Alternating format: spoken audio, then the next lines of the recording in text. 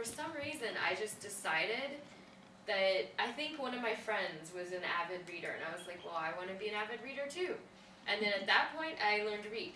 But before then, I was very good at many other things. My social skills, out of control. I had other students doing my homework. And I was like, you know, I was like the little queen bee, having people work for me. And but I couldn't read.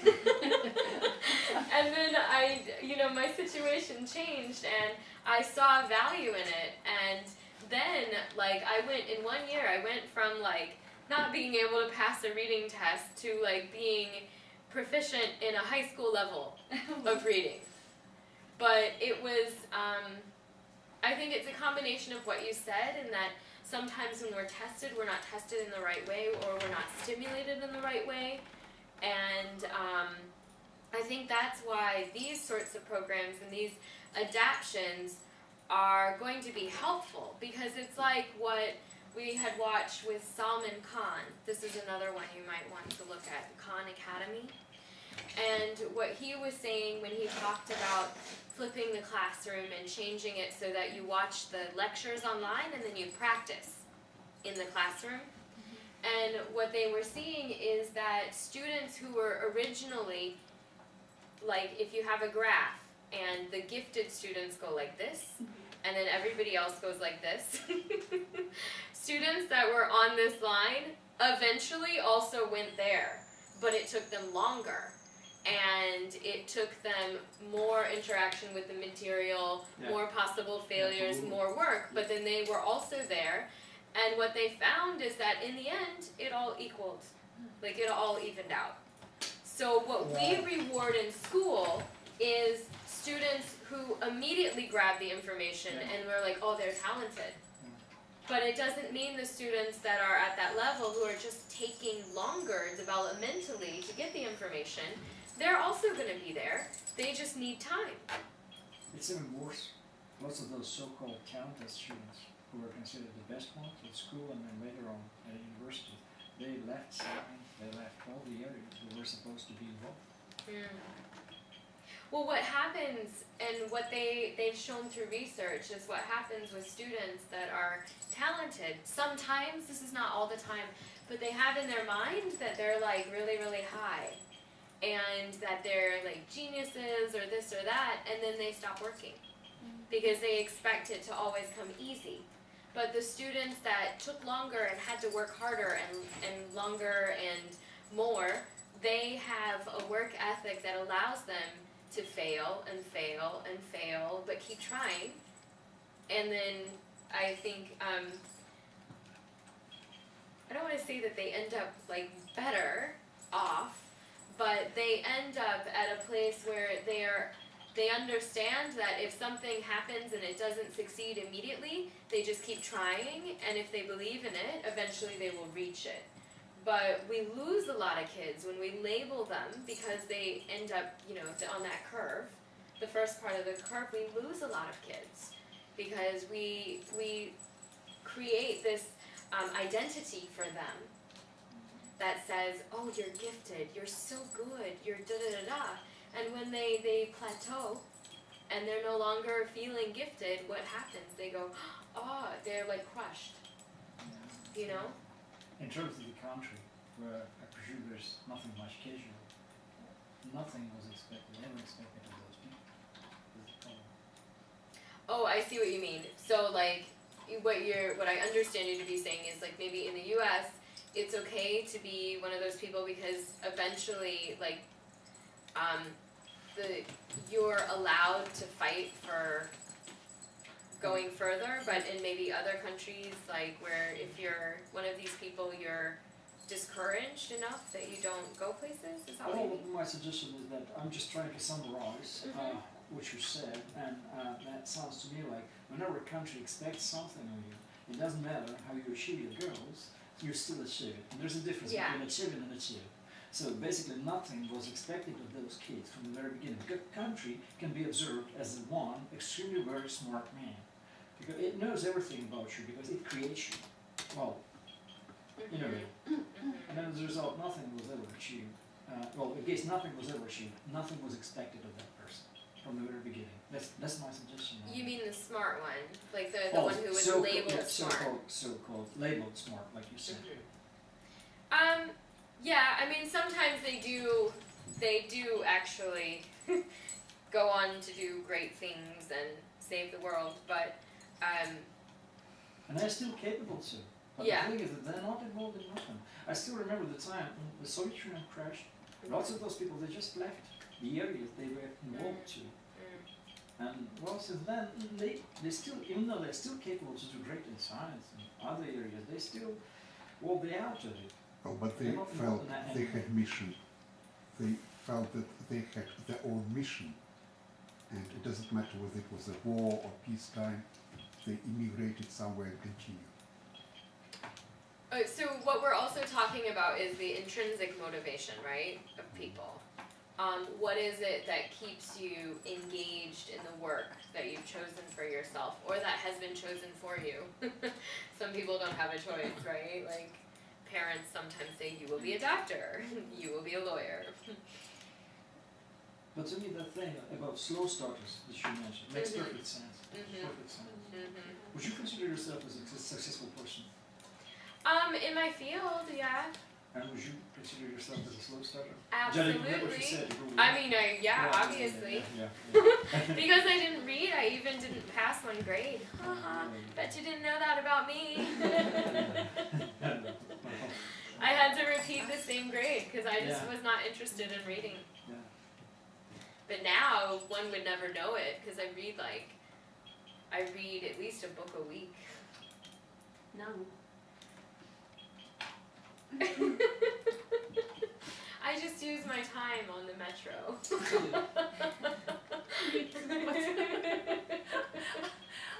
I also travel to Lissabon where you go. So it's a long distance, but still. I'm also a fast reader. Maybe. I'm slow reader. Yeah, because I read so much. I mean, when I learned to read, it was like fire was lit under me or something. I was just like, poof.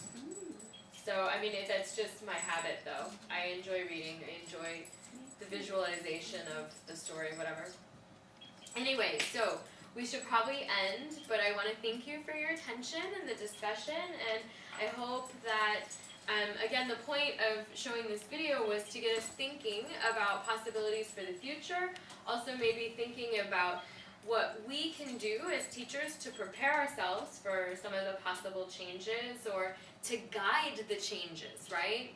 So if these changes are being made, the more information that we have about them, the more we can help to facilitate them in the best possible way for our culture, for our students, for whoever is going to be engaged in them.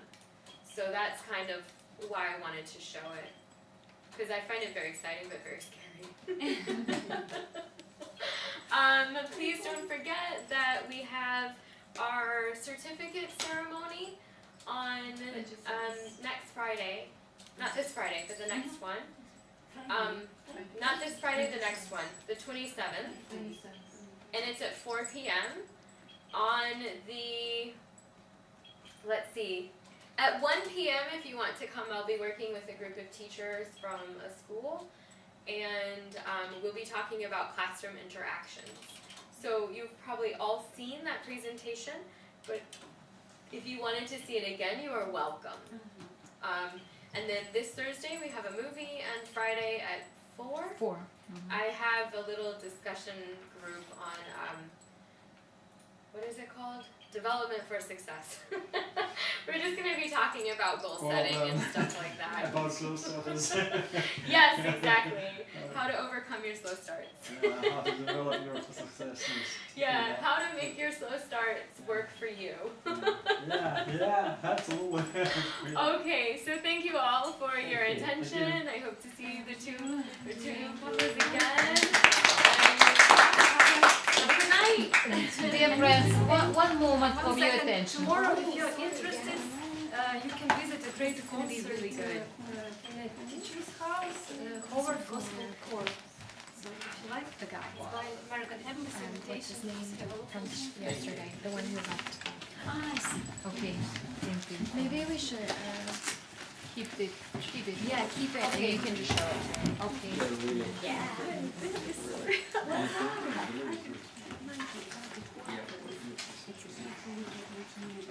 Yeah, I remember. And it's in February or January? And one more in February.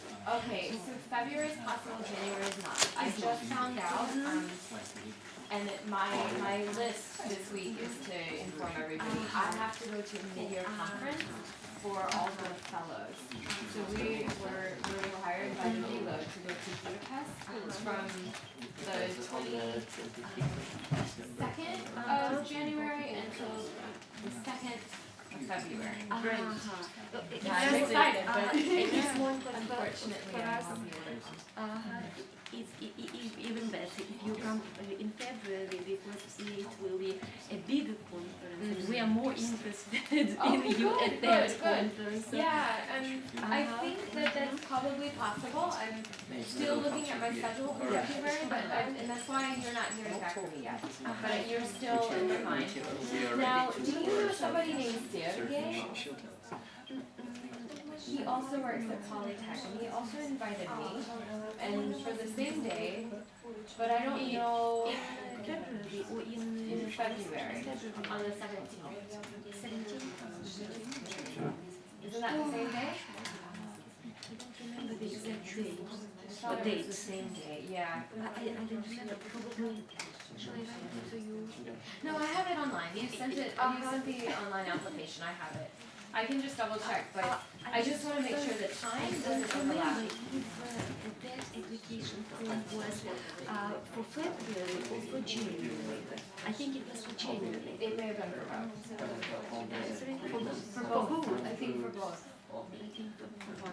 Oh, really? Because Okay. probably I'll send you one more for February. Okay, you can update. Yeah, that's fine. Thank you very much. I will send it to you. Yeah. But I don't remember. You should know the surname. I don't know. I don't know surnames. I don't know the surnames. He is not at our department, but he will be at the other. Yeah, one of the other. Departments. Yes. Yeah. He's Kononenko.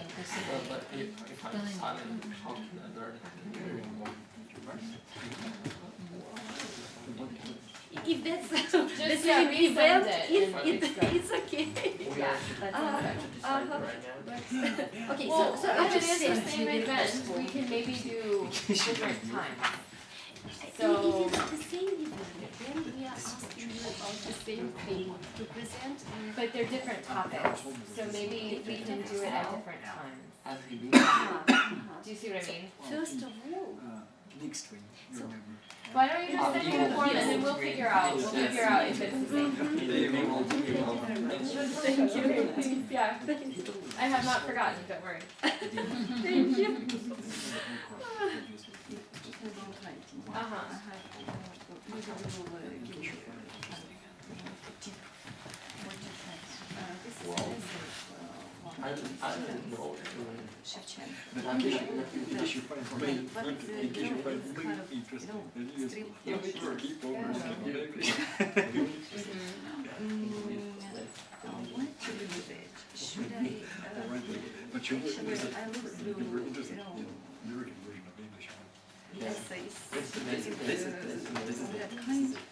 But anyway, there are no grammar mistakes. You read here. Yeah, no punctuation, the sentences are long. So, but anyway, should I help you? Oh, yeah. Well, does it suit what you asked them to do? Shevchenko, American Ukrainian. But does it suit the topic? Yeah, It suits the topic. sure. Does it, do they Identity, Shevchenko, so okay, everything but do mixed they up. say anything about the structure of the essay No, and how it should be? no, no requirements. Okay, no But requirements. you see what it is about. It's even in Ukrainian, it's, you know, it's something kind of, it's a traditional one. You see, let's say. Should I help him or